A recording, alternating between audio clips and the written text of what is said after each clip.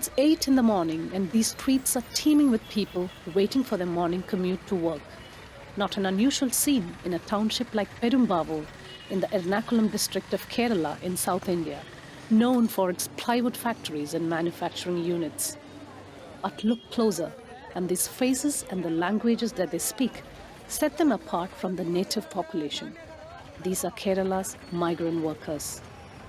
Migration is currently an issue which is at the center of political discourses across the world. Even in the southern Indian state of Kerala, migration is changing the socio-economic dynamics as hundreds and thousands of interstate migrant workers are pouring into the state. They are coming from places like West Bengal, Assam, Orissa, Tamil Nadu, Bihar, Jharkhand, etc. And they have become the dominant labor force in the state. Perumbavoor is Kerala's migration hub, with more than 1.5 lakh interstate workers.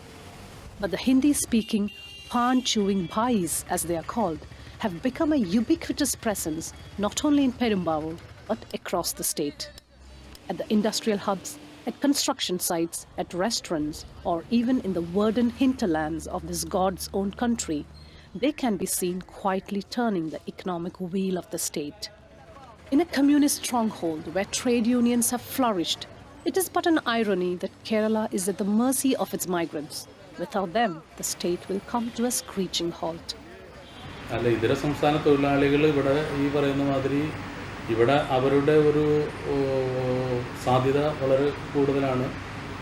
അവർ ഈ നാട്ടിലില്ലാത്തൊരു അവസ്ഥ വന്നു കഴിഞ്ഞാൽ ഇവിടെ പണികൾ ചെയ്യുന്നതിന് ആളുകളില്ലാത്തൊരു സംവിധാനങ്ങളുണ്ടാവും.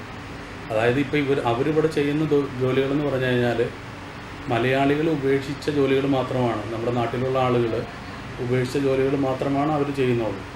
The kind of demographic scenario Kerala has, we actually have an acute shortage of blue-collar labor force, whereas there is high level of educated unemployment. Given the wage rates in Kerala, which are very high compared to some of those backward districts or backward states in the country, such as Odisha, Assam, there is a huge migration happening as of now, and it is estimated, though whatever crude estimates we have, it is estimated that there are about 3 to 4 million people working in Kerala from various states. Even in Kerala's traditional sectors like fishing, cashew and farming, migrant laborers are playing a major role. In a state that is around 50 million people, there is an estimated 3 to 4 million migrant workers. And the numbers keep rising as dozens of trains are arriving in the state every week, carrying more migrants. For them, Kerala is their promised land, the biggest attraction being plenty of jobs, good salaries and better living conditions.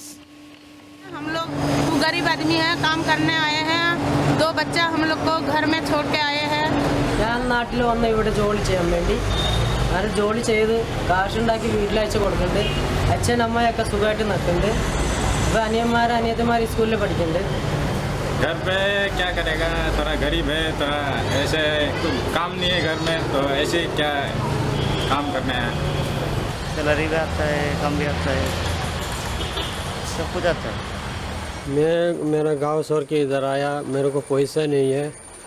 4 भाई है मेरा, हम लोग का. मैं बड़ा भाई है, 4 बहन है, 3 का शादी हो गया, 1 घर में है अभी. मेरे को गौन नहीं है, पैसा नहीं है, इसलिए केरला में आया. केरला काम करता है. Most of the migrant workers have no complaints. Migrating to Kerala was an easy escape from poverty, social discrimination and even communal violence back home. But all is not well here. According to NGOs and migrant experts, these workers are not treated fairly. When you travel across the state, it is difficult to ignore their misery. Most of them live in unhygienic conditions next to their workplace.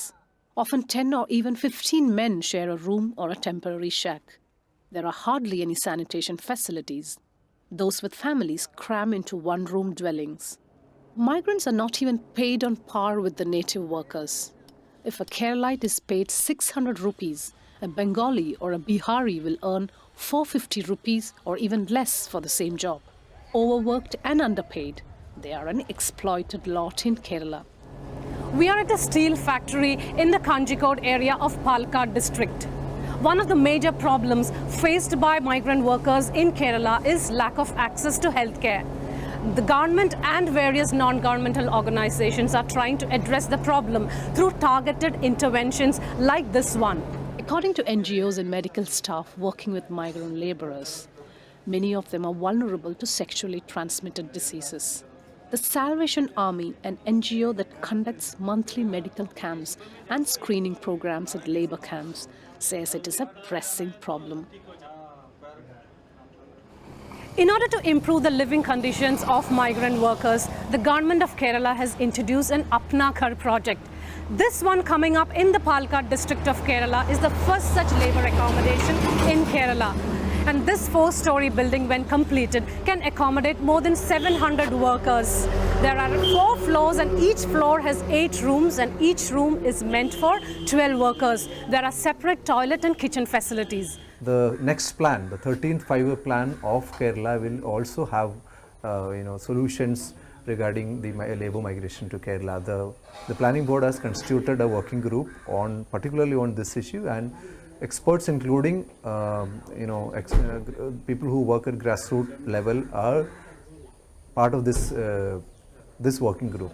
Kerala is not new to migration. Its people form one of the biggest diaspora in the Gulf countries.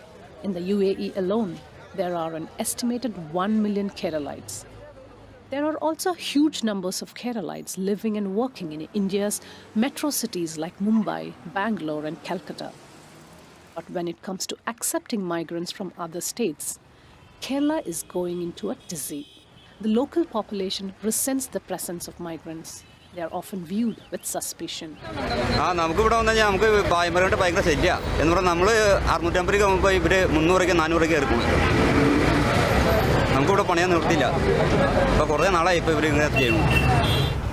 ഇവരെ കൊണ്ടുവരുന്നതിൽ ഒരു നിയന്ത്രണം അത് നമ്മുടെ government തീർച്ചയായിട്ടും കൊണ്ടുവരേണ്ടതാണ്. കാരണം അല്ലെന്നുണ്ടെങ്കിൽ നമ്മുടെ നാട്ടിൽ കൊലയും ഈ പിടിച്ചുപറിയും എല്ലാം ഒന്നിനൊന്ന് കൂടിക്കൊണ്ടിരിക്കത്തേ ഉള്ളൂ. അത് കുറവ് വരാൻ വഴിയില്ല. കാരണം ഇവർ കുറേയൊക്കെ ക്രിമിനലുകളാണ്. അത് കറക്റ്റായിട്ട് പറയാൻ പറ്റും. The recent indictment of some interstate workers in ghastly crimes such as rape and murder has created a wave of anti-migration sentiments in Kerala. According to the State Home Department, a total of 1,770 cases involving migrants have been reported across Kerala since May 2011. But there are many positive stories that prove these prejudices wrong. Basu Nayak from Odisha, who works in a packing company in Perumbavoor, came to Kerala way back in 1998. His wife Manjulata and 2 children followed later when communal violence flared up in their state.